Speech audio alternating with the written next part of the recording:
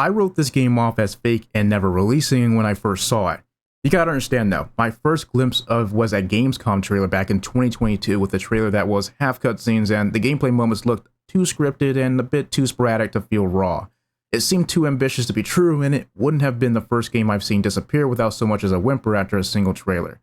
Fast forward to right now, barely a couple weeks after a global launch, it hit a brand new all-time concurrent peak of 250,000 players on Steam, and those numbers may keep growing, and for good reason. Exploration that feels vast and deep in a way that's rewarding, dynamic, enthralling. Wuxia-inspired combat and movement that rewards strategy and precision, extensive social systems that add to the world and immersion. The ambition that was promised in that trailer way back when is all here and then some. But the most compelling part of it all is that the ambition is tailored around a gameplay-first theme, where freedom and interactivity is made to immerse in the ultimate Wuxia-style fantasy. But it's not perfect. I would actually be even more surprised if it came out so, with just the sheer volume of quantity and quality that is here. We have a menu and UI system that needs its own map to navigate, for instance, and localization that doesn't seem to have been able to keep up with the sheer massive scale of what's here. Some gameplay systems would benefit from a little more polish, but even with some of those setbacks we'll soon go over, I'm still in that trance where I don't believe this is real. There's so much good to talk about, and the most unbelievable thing about it, this game is free. Where Winds Meet is a free-to-play Wuxia-inspired open-world action game set in 10th century China. When you're not delving through the main story of tragedy and mystery, you're probably distracted by the absurd amount of content to engage with around you. And because of the insane amount of what's here to talk about, I think it makes sense to do a deep dive into each of these things as we go down the list rather than summarize it first. A good place to start would be the story, the part that sets the tone of this wuxia fantasy. I think the overall story of Where Winds Meet is decent. It starts off with you as a young martial artist discovering the mysteries and past about those around you before you're delved into a tragic journey in search for answers. If you're into that style this game pours its heart into visualizing, you're going to get a lot of treats out of these cinematics. And they do a decent job at trying to put plenty of gameplay scenarios to tell the story rather than just walk from NPC to NPC. But the biggest highlight for me is that the story of Where Winds Meet isn't just the main scenario. This game makes a big effort to build on its world and wuxia themes through stories and anecdotes you find in your exploration as you progress, events and environmental storytelling that add depth and further meaning to the environment and circumstances around you. They even make a point in the main scenario menu to show a light side that is the main story and a more shrouded half underneath that you discover for yourself when you venture off the beaten path. These stories are often tragic, and very often there isn't much of a good ending. And even when you do win, it can still feel like you got the bad ending due to the bittersweet nature of these story conclusions. Unfortunately, I feel the localization can kind of throw things off a bit at times, mainly in execution. Characters can often not say the more reasonable line of dialogue shown on screen, or they end up speaking well before that line plays. Sometimes they'll even repeat lines. It's the kind of stuff that snaps me out of the story. There's also times where, mid-cutscene, characters simply stop having voice acting altogether, but then the last few lines of that same scene are voiced. I've even noticed times where characters will be saying a line only to cut off mid-sentence to the next unvoiced line. But with that said, I can see this probably being a very difficult game to translate and localize to English. Not only is there an insane amount of dynamic lines and text in this game due to its scale, there's this feeling of this being so authentic to its classical nature, time period, region, that I can't help but have that feeling I'm missing roughly half of the themes at play here. I'm not going to blame the translators for that part, and you might have to get a feel for it yourself, but for me, it's a feeling that there's a lot more between the lines when it comes to story and depth, symbolism that's likely difficult to even impossible to truly translate. This part isn't even me complaining, just something I'm noting. What I feel here does a decent job at capturing the setting and atmosphere, and I'm still wandering through the game as of the making of this video, looking for more stories to enrich myself in this time period and fantasy. It's just that those localization bugs do take me out of the setting very frequently and make the overall story and much of the experience around it feel cheaper than it really is. Still, the atmosphere can pull you back in if you can stomach the jank. But it wouldn't be much of a wuxia-style action game without wuxia-inspired combat and movement. Combat has you using a combination of 2 weapons out of several to choose from. You have an umbrella that heals and buffs damage and has a hidden sword within. And you also have the strategic sword that has you stacking bleed debuffs on enemies and popping them at max stacks for big bursts of damage. Each weapon feels unique to wield, and I felt like I needed a different tactic as to how I approach fights depending on the weapon, or I could swap weapons to adapt more to the situation. They each also have a bit of that stylistic flair that makes you feel like you're in that Wuxia style fantasy, of course. I personally got comfortable with the combination of the Thundercry blade for its big counters, AoEs, and defensive options, and a strategic sword for those aggressive openings and to keep bleed buffs going while I'm back on defensive. Probably not the most meta combo, but it's been getting me through so far. Along with these weapons are your mystic skills. These abilities range from throwing enemies into each other or off ledges to freeze enemies in place to give yourself openings. Even some that change how you approach fights, like the Touch of Death ability, allowing you to eliminate enemies from stealth. There's a large variety here in both combat function and exploration utility, so you can mix and match these as you see fit, as you acquire them through mainly exploration and quests. They do a good job of giving you additional options alongside your weapons to fit your playstyle or situation. And to top things off, you also have your Inner Way abilities. These are passives that can enhance the abilities of certain weapons or give you bonuses that you can work around. These also do a good job of adding some more proactive decision making in how you build your character and approach combat. Underneath all that are your fundamentals, of course. You have your guards, parries, and dodges. Dodging at the perfect time triggers a perfect dodge, slowing down time briefly. Guarding blocks most of the damage you would have received, and parries ignore all damage if you time it correctly, and depletes the enemy's stagger bar, which leaves them open for big damage when empty. But there are a few issues with that polish, as I mentioned, like some buttons displayed aren't the correct buttons. For instance, one of the weapons I use has a counter you can use after you successfully guard instead of parry. It says to press the Y and B buttons on my controller, but what really activates the counter is continuing to hold guard and press Y. There's plenty of other instances I had to work around in regards to stuff like this, but hopefully this gets refined up soon.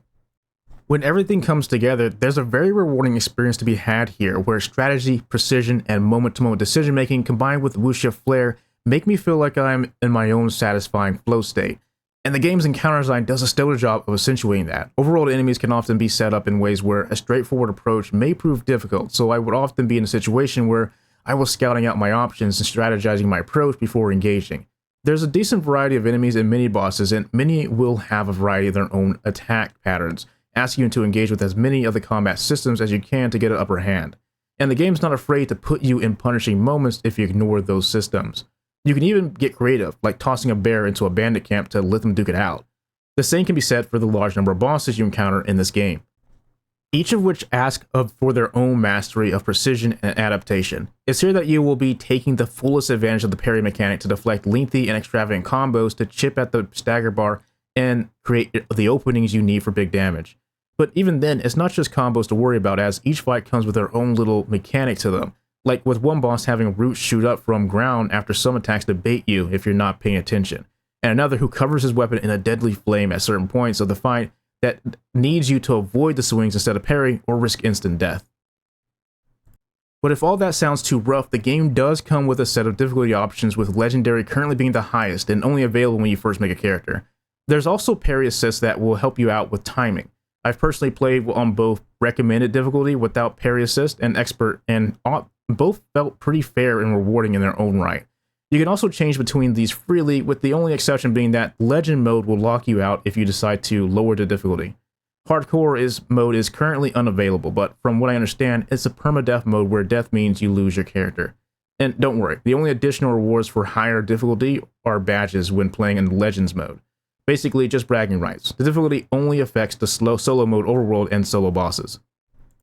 Well, alongside that combat is another star of the show, exploration.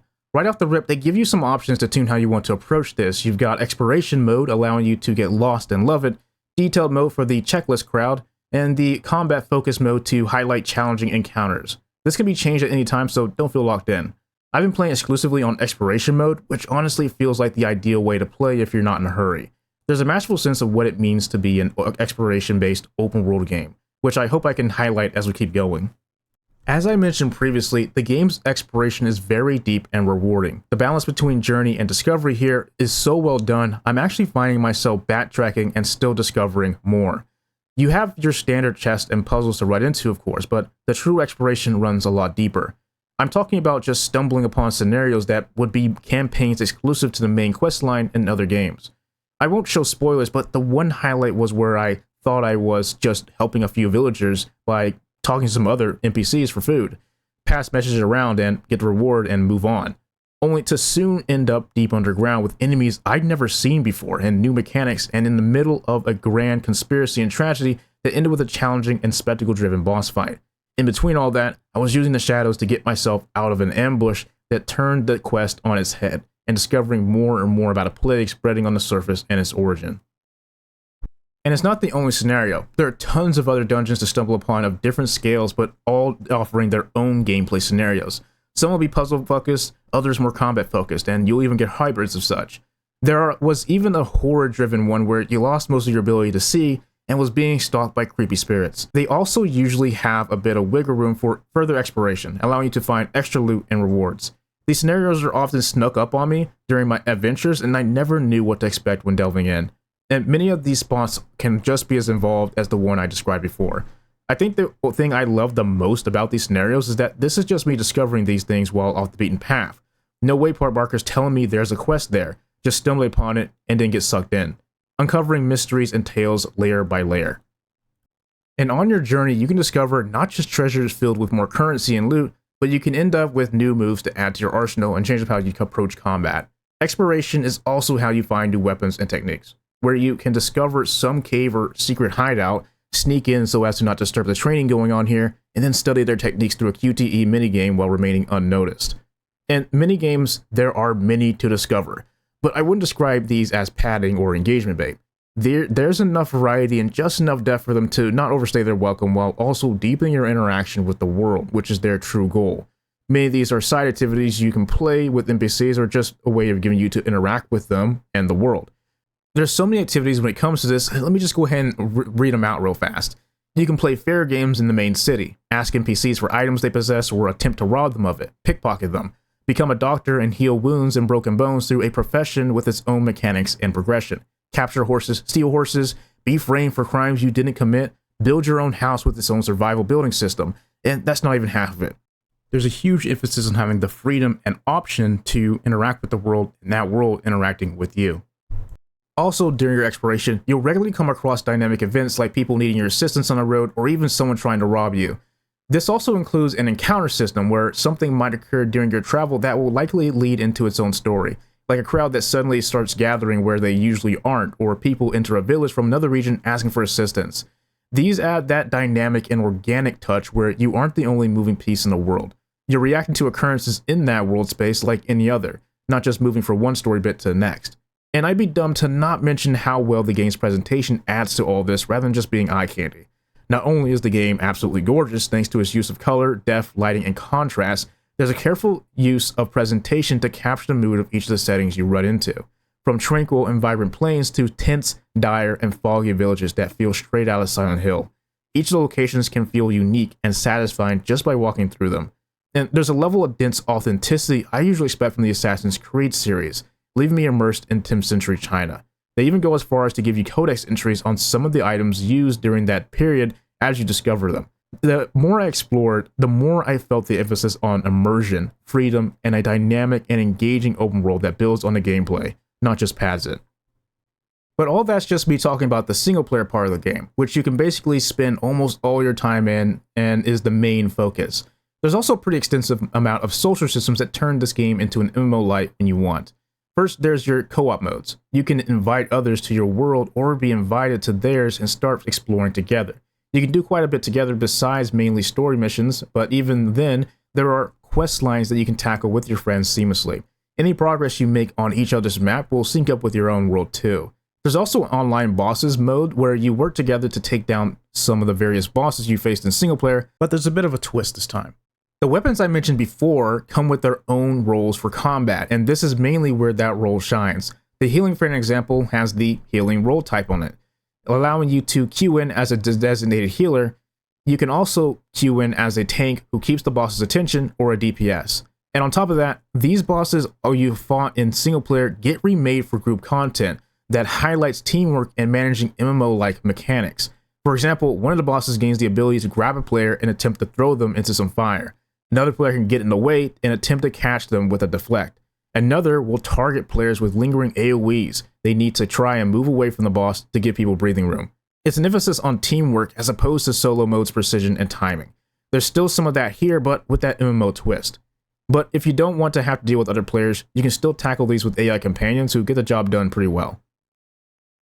The last and most extensive thing when it comes to social systems is simply toggling online mode. This is where the game turns into that MMO light you probably heard a lot about. Most of the enemies are taken off the map, and so is most of the exploration, but it's all replaced with ways to interact and engage with other players. You got various minigames like mahjong, drinking games, training routines, basically many other things you can play against NPCs, now playable against other players. There's even a clinic where players can use that doctor profession to heal each other's wounds and illnesses. That's right, you can get sick and break bones in this game. There's a lot here when you just want to chill in a world filled with other players. But when you're ready to push further in power, gearing and progression of course kicks in. I talked about how you gain new abilities and weapons through exploration and quest. Strengthening those weapons and abilities is a whole other beast. You'll be using various materials you gather from the open world, purchased from vendors, or to drops from various bosses. You'll also be leveling gear slots, which strengthens your gear for more damage and defense. Note that I do say gear slots here, so you don't have to worry about when swapping gear pieces. They retain that upgrade level. You do get gear pieces as drops from those bosses for both solo and multiplayer versions. Those gear pieces come with set bonuses and their own separate tuning system to further enhance them later in stages of your progression when you find gear that you want to commit more to. There's a lot here, but there is a quick enhance button which auto upgrades what's needed, so you don't have to worry about clicking on every individual thing. There's also a guide to help you venture towards common but effective weapon combinations and gear so you're not just going in completely blind and have a place to start. For me, I think the game did a decent job of layering each of these systems on gradually. Like half of what I talk about doesn't come until later when you've leveled a bit. But I can see it as being overwhelming for many, so the guide and quick enhance does come in handy. As for customization, this is yet another beast. You obviously have a very extensive character customization screen at the start where people are able to create some cosplays of actors or go full on abomination. There's also the outfit and hairstyle system. You get not just the outfit, but also various slots to add on to your character. And the hidden feature I didn't know about till later is that you can customize the positioning of a lot of these items down to changing the size and getting the adjusting sliders for a more precise placement. You can also dye various outfits, but this is where we start getting into the more premium parts of the customization, since you'll need to spend quite a hefty amount for something like dyeing your hair. Monetization revolves almost entirely around customization. There's a lottery gacha system for a few outfits where you spend real money for a chance at the glamour. You can also earn some of these pulls through in-game though. Honestly, though, when you delve into it, it can get pretty expensive. Like, because of some of this stuff revolving around that gacha, you can go in expecting to pay at least a couple $100s to simply dye your hair, for example. But fortunately, most of the outfits and items in the shop can just be bought outright.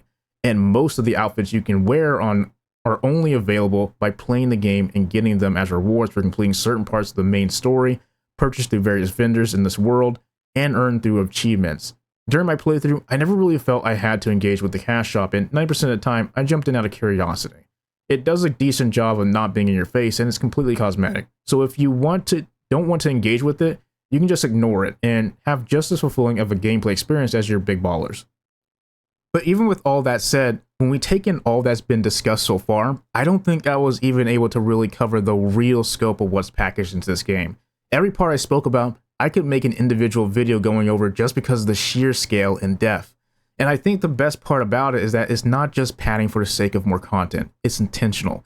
Everything is crafted to make this feel like a living and breathing world you journey through. Minigames to simulate interaction, a combat and movement system to highlight the precision and flair of the Wuxia style, exploration that gives that sense of journeying into the depths and secrets of the world. And a world so authentic in its fantastical version of 10th century China is often immersive. It's crazy, back in 2022, I really thought this was another fake game that would not even get a second trailer. But here we are now, and it might just be one of my favorite games of 2025. And I'm obviously not the only one surprised by it. Now, with all that finally over and done with, I'm done talking. I need to go back in.